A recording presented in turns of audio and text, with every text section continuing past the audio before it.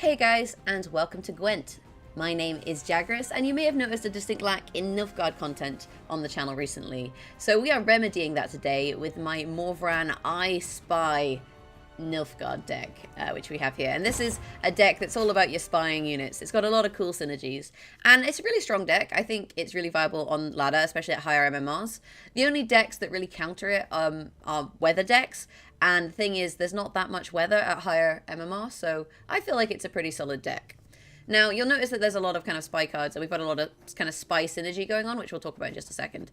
But I want to start with talking about the gold cards. And the gold cards you have a little bit of choice with. There's only two that are, really mandatory. And I would say that that's Vilgefortz and Cahir, whereas Stefan and Igni, you can change these out for whatever you like. This is kind of personal preference. I really, really like Igni, and I like Stefan in this deck, so that works for me. But I've seen people run stuff like, Ciri.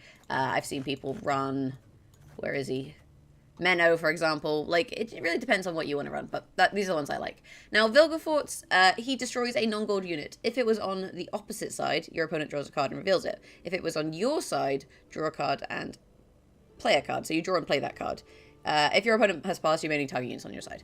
Now, Vilgefortz, you really need to synergize and combo with Roach. She's really, really good because you play Vilgefortz, and then Roach plays on a random row on your side from the deck or graveyard whenever a gold card appears on your side. So this acts as deck thinning, but also when you play Vilgefortz, you instantaneously get a target for Roach, because that you can then use Vilgefortz, destroy the 3 strength that is Roach, and then draw and play one of your other cards. And that works really, really nicely. So that's a nice synergy there. So I will recommend Roach. Then we have Cahir. If your opponent has not passed, enable your lead ability for use, and your opponent draws the top bronze card in their deck. So you get to use the Morvran ability twice, and your opponent draws and reveals, I believe, draws and reveals a bronze card. So they get a bronze and you get Morvran. Now, Morvran, you look at the top 3 cards in your deck and play one. So they get a bronze card and you get a choice of 3 cards. So that is a much better reward for you than it is for them.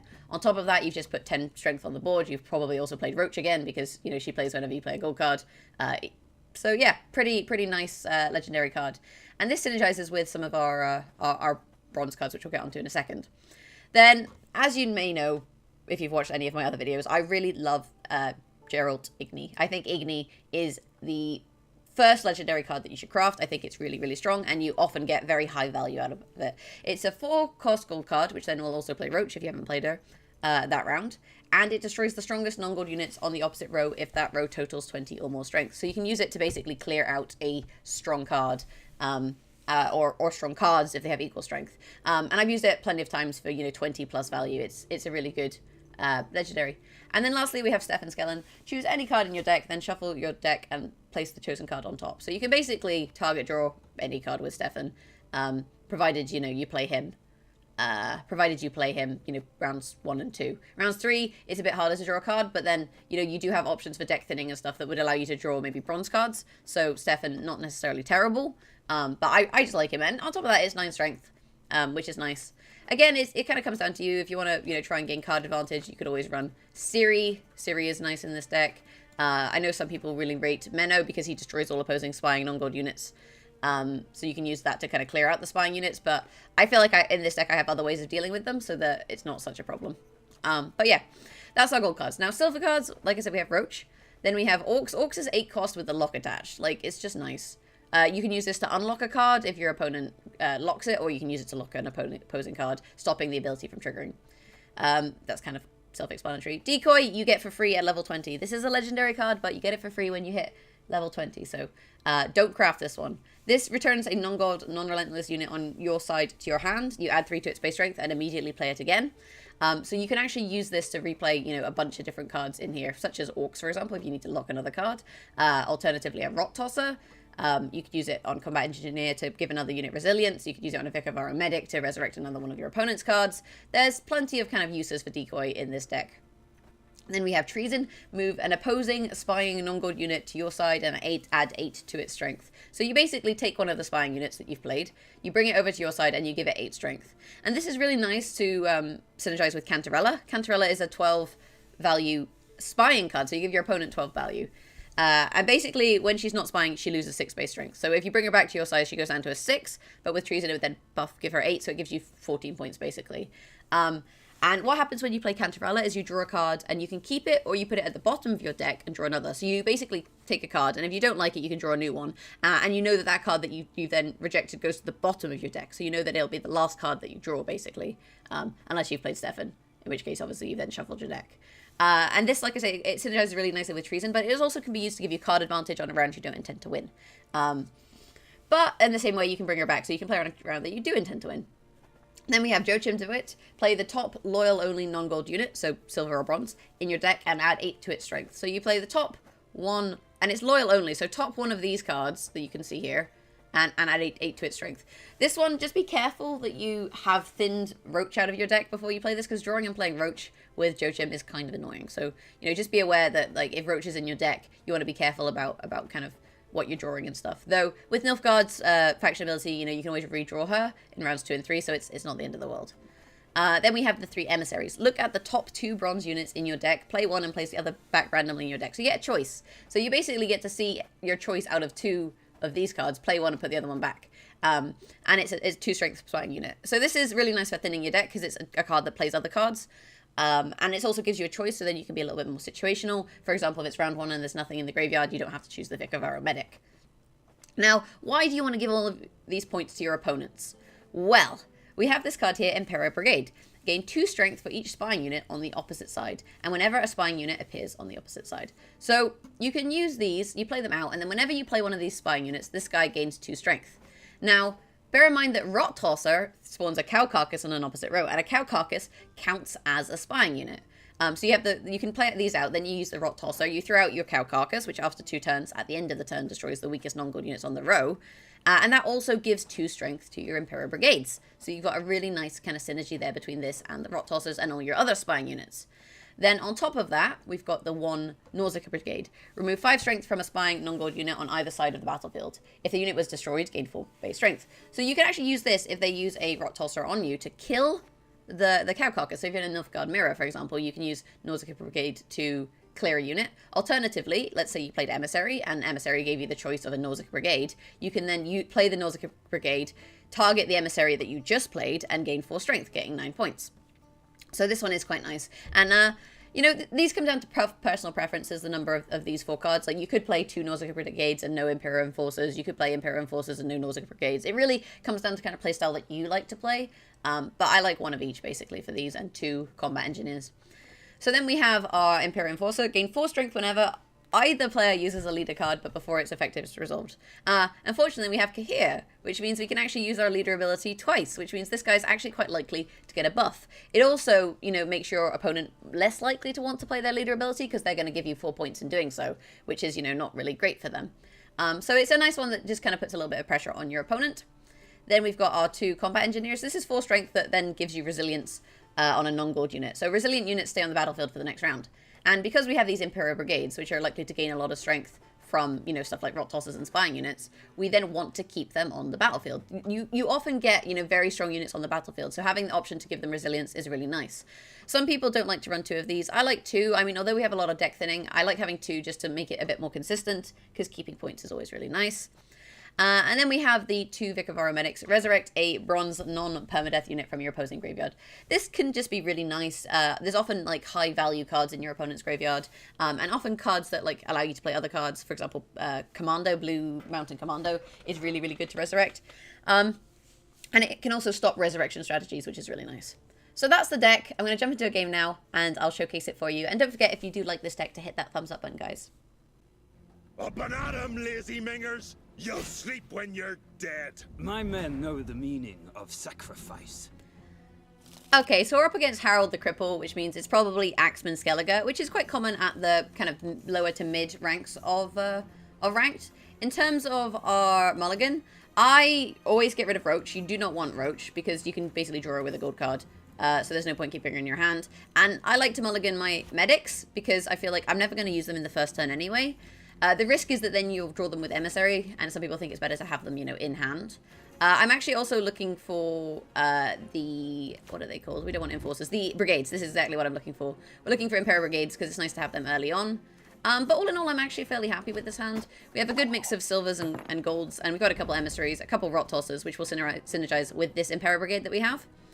In terms of opening, I like to open with the Impera Brigade, because once you've got that on the board, you can then start playing your spying units and, you know, getting benefits from them. We'll throw a Rot Tosser out onto this Axemen.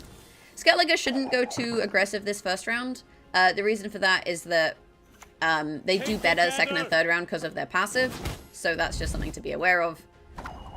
What we'll do for now, we'll get Vilgeports out. We'll pull Roach. We then burn up Roach. Sorry, Roach. And we've gotten a Enforcer, which is, you know, okay. We haven't used our leader ability. It's nice if you have your leader ability and Cahir, but, you know, it's not the end of the world. It also means that he's less likely to want to use his leader ability, which is quite nice. So that's worth being aware of. What we'll do next, I think, is we could lock his Axemen. It really depends on how aggressive he goes this round. But honestly, I don't feel like it's worth locking the Axemen on the first round, because I feel like, you know, they're going to use the same strategy on the second round or third round, and at that point you can kind of lock the Axemen. On this round, all of his units are a little bit weaker. Like I said, Skellige, they gain points on all of their cards as each round goes on. So it's kind of worth being aware of, basically. Let's use our Rot Tosser on this row. Out he goes. And you'll see there we gained then some points on our Impera Brigade, which is nice. And we can always decoy our Rot Tosser, for example, so that's also an option.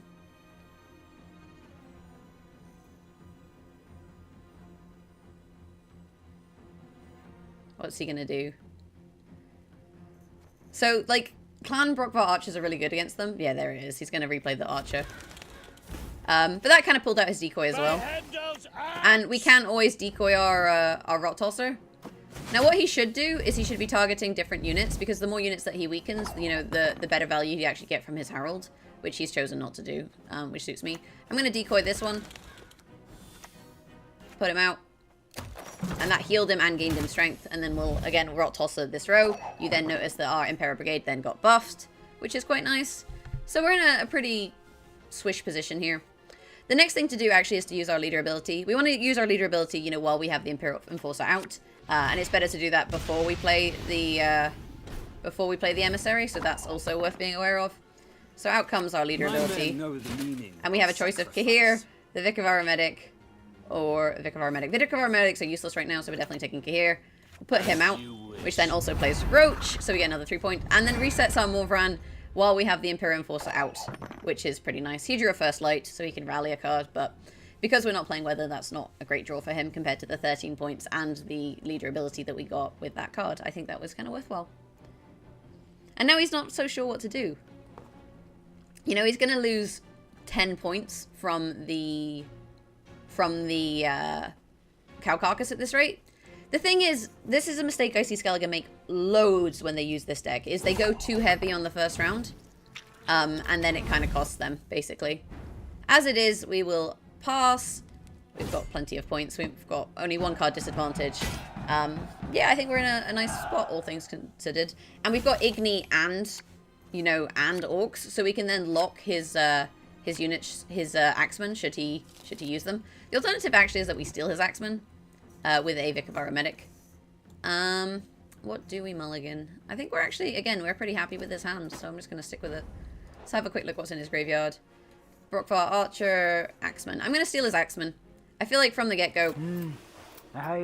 Or just grab one of these, put him out. Basically, it's just to stop him resurrecting it. It means if he doesn't have one in his hand, life is a little bit awkward for him. We will chuck out our leader ability.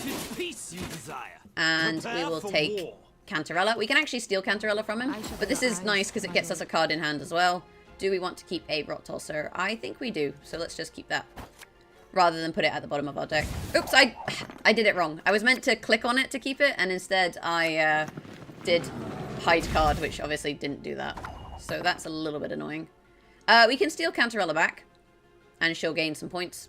So I think for now, let's Emissary for now. Your humble. See if we can get something that gets buffed from spying units. We did. We got the Impera Brigade. So we'll grab that, put him out, which then obviously gains points because we've got these guys out, which is nice. We will then Treason. No, let's play this Emissary. Shame I have no time. Into another Emissary. This is just thinning our deck. Into another Impera Brigade. Go on, Who then gets buffed from all of these cards. They're both on 12, which is a little awkward. You don't want them to have the same strength because they get debuffed. Oh, Igni. That was rude. I guess at the moment we're just kind of drawing cards out of him. I think what we'll do is we'll play Orcs. We'll lock this card. There we go. And then we'll end our turn. He's no longer getting buffs from that.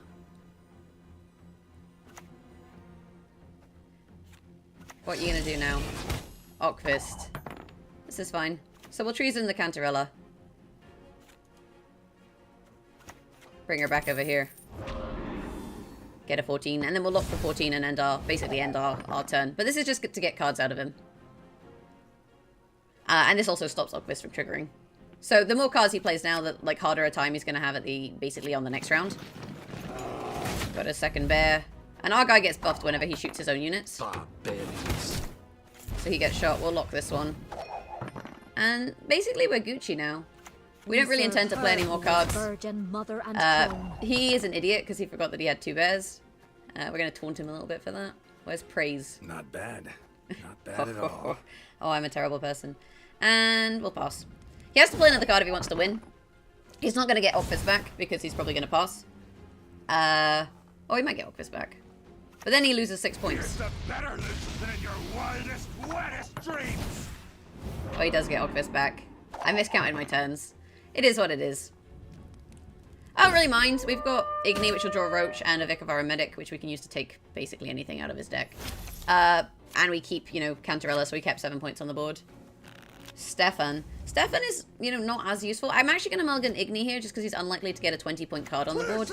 You know, we're not liable to get as much value out of that as we would maybe have liked. Let's play Joachim. Enough. Let us finish this. Into a 14 strength rock tosser onto this middle row. For the clan! For Skellige! Blue by Lugos is annoying, but, you know, it's not really the end of the world. So we'll play our Vic of our Medic, and we'll see what we've got in here. We've got bears, we've got emissaries, and we've got 10 strength clan broke for archer. So let's take that. And we'll just shoot your cards a little bit. There we go. And we're on 36 points at this point, and there's his Ockfist. At which point we still have, you know, Kihir to play. Just throw him out. Pull Roach. What do we want to put at the top of our deck? Let's put Igni. Why not? It doesn't matter. I mean, we win. So yeah, that's the kind of deck in action. And yeah, it's not too bad. I like to kind of win. You win the first round and then drain a few cards in the second round. Because you've thinned your deck so much, you're often able to get points. And using the resilience, for example, to your benefit is really nice. We got a really good draw there with the Joachim, so that obviously gave us a lot of points into the final round. But because of the way Skellige works, you need a few rounds to get points in that self-harm deck, so draining his cards in the second round was fine, even though, you know, we let Yennefer run, and maybe some of you think that that's not necessarily a good decision. It then put him in an awkward position for the final round, whereas we were in quite a strong position. I'm going to jump into another game now, and showcase the deck once more in action. Not all battles need end in bloodshed. Okay, so we got Eridin. Eridin is a little bit of an awkward matchup if he's running weather, because like I say, you know, we're not really running a lot of weather counters. What have we got? Cantarella, Orcs, Impera Enforcer, Rot Torsa, Nausicaa, 2 combat engineers, emissary, Vic of our Medic. So, no Vic of our Medic, couple emissaries is nice. Nausicaa Brigade is okay, but, you know, we'd rather have the Impera Enforcers, I think they're called. Not Impera Enforcers, Impera Brigade. So we've got one of those, which is nice. And we got Stefan, so he can help us draw nicely on future rounds. We've got Cantarella and Treason in hand, which is pretty good. So, again, we'll put out our Impera Brigade. That is what you folk like. Basically getting set up for when we start to play our spying units. Or not, seems to be the case, or not. Let's play an emissary then. Shame I have no time. And get another Impera Brigade. Discipline. That is There what you go, folk problem like. solved. And that one now can't be Elza's Thunder, which is nice. Frost is incredibly annoying, but what we can actually do here is we can play an emissary again, or a Rot Tosser, but we don't really want to Rot Tosser the 2s. But we play the emissary, which then buffs him, and kind of keeps him a bit more protected, which is nice. We could go for the Impera Brigade again, but I'd rather leave it in the deck for, you know, a later round, because, well, because we can basically lose it. We will Rot Tosser the front row for now. We may as well Rot Tosser the front row, because then if we can clear these, what we can actually do is then throw out another Rot Tosser and, you know, clear other cards. Nithril is annoying. He's basically going to play a bunch of Wild Hunt units and try and, like, kill me. Removal is usually nice against this, but it's not the end of the world, because what we can do instead is just lock it. You know, there we go, problem solved. Now you are a 1 strength. Although, it does mean that we're not going to kill his 2s, we're going to kill his 1, but we still kill Nithril, so, you know, that's good. All things told. I think what we'll probably do, in a second, is we can play Cantarella. The only thing is if we play Cantarella, he'll probably pass. But then we can treason it and win the round, and we'll only get 1 card disadvantage. And we will keep Vilgefortz. Like, that's not even a choice, Cantarella. It's not even a choice. Click the card, don't press hide. Because we can always treason this back, basically. The only thing that I haven't done here is I haven't played my Combat Engineer, which was a bit silly. But he's decided to keep playing cards. So we can actually just thing the Cantarella. Lock it, basically. We're only 4-5 points ahead, so he's likely to still play cards here, to be honest. That happens a lot, like players when they're not too far behind, they still want to play cards, as you can see here. Just do that, keep ourselves some points for the next round. I am sadness. Holy crap, that was a play and a half. I don't think we should keep going here. I think we can let him have this one. It is what it is. Like, there's too many points for me to catch. He's keeping Spear Tip, which means he keeps a 4 and we keep a 12. Normally, I like to win the first round, but we can still win, I think, with this. We're keeping a 12 on the board. We've got another Combat Engineer in hand. We've got Rot Tosser, we've got Vilgefortz, we've got Stefan. This is where we now draw Roach. Decoy and Igni. Okay, that's pretty good. Pretty good. I actually want to keep all of these cards, unsurprisingly. And we can also target draw something for the next round with the Stefan, which we'll probably play last if we do play it. There'll be nothing to pick up when I'm done. That's annoying, but because Cantarella has so many points, you know, it's not going to be huge. We got Roach, we kill Roach, we draw a new card. Joachim, we play Joachim on his side. We draw a 14 strength Impera Enforcer. So I think we'll take that, and then we can buff it with Morvran. To a nice high number of points. And then we've also got a Combat Engineer in hand to keep something strong. So you can kind of see how this kind of works out. And he's passed. We've got card advantage. But what I'm going to do, because this guy's not so useful, is play this on the Imperial Enforcer. Which means on the next round when we play our leader ability, we still get the points. So we will pass. We keep a 12, which is nice. And we'll go from here. This guy hasn't played too much weather yet. I'm kind of nervous. We got an emissary. I don't really mind this. I feel like that'll help us in our deck. So we'll go with these cards. The only thing that's a little less useful is Stefan, but we can actually use Stefan to basically choose which bronze unit we play with the emissary. So that's the thing.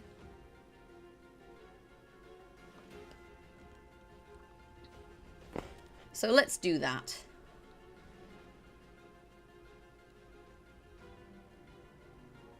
Although maybe we wait to see what he plays and then decide what we want to do.